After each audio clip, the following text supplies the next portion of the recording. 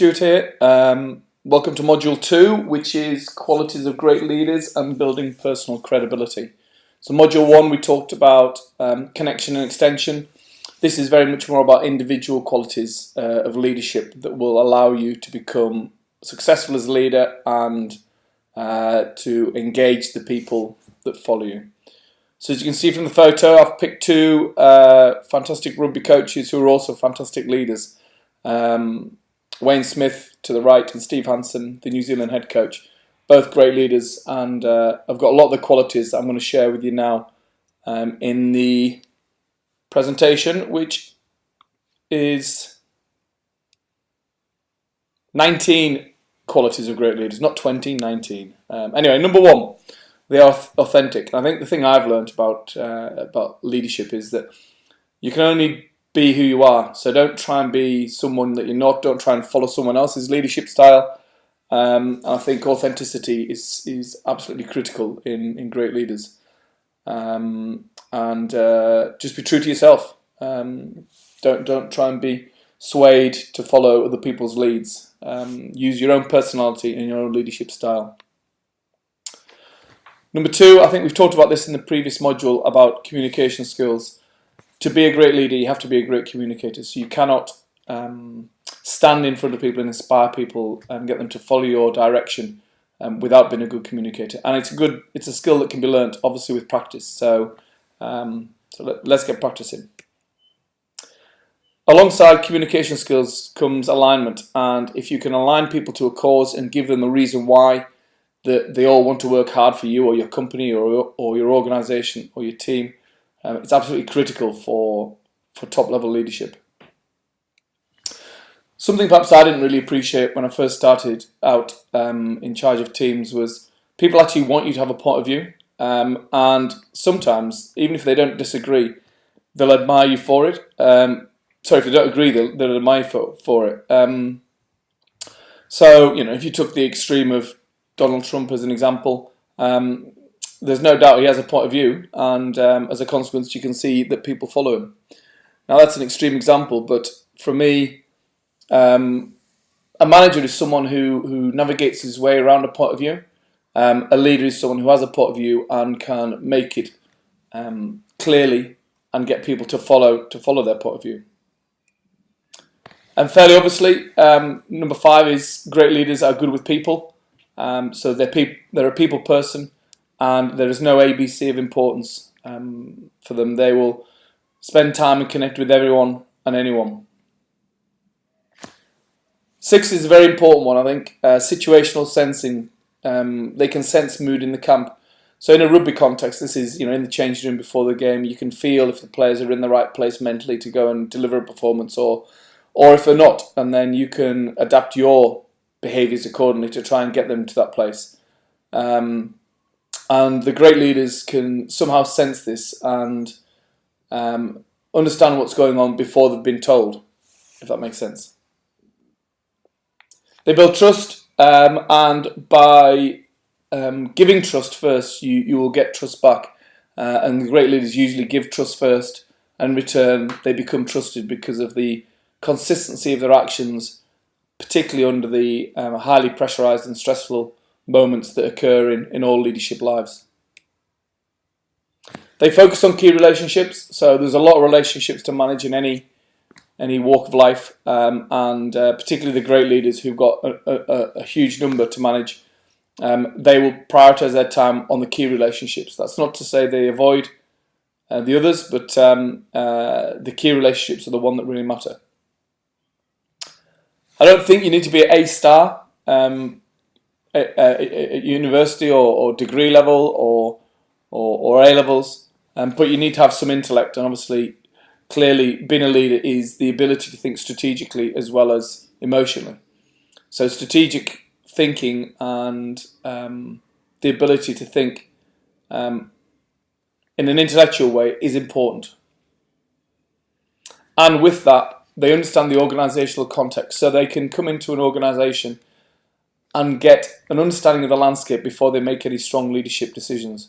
A lot of leaders get promoted from within, so obviously the understanding of organisational context is easier.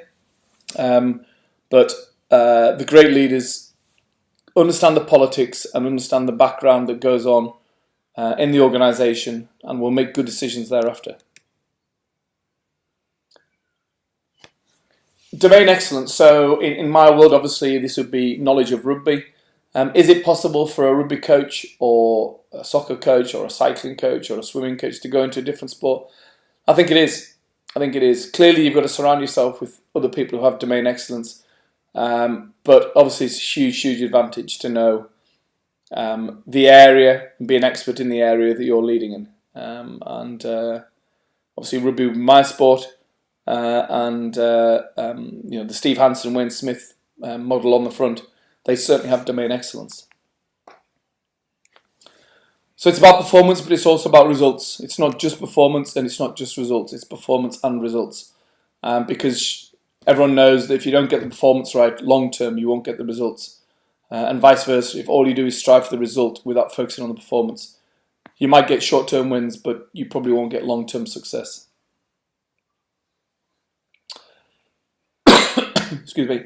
They get the balance right on social distance. So this is the really difficult one I found as a leader, to be close enough to your players to get them to want to play for you, but be far enough away that you can make the difficult decision. And sometimes as a leader, we can distance ourselves from the people we lead, and we're too far away, and they can't connect with us.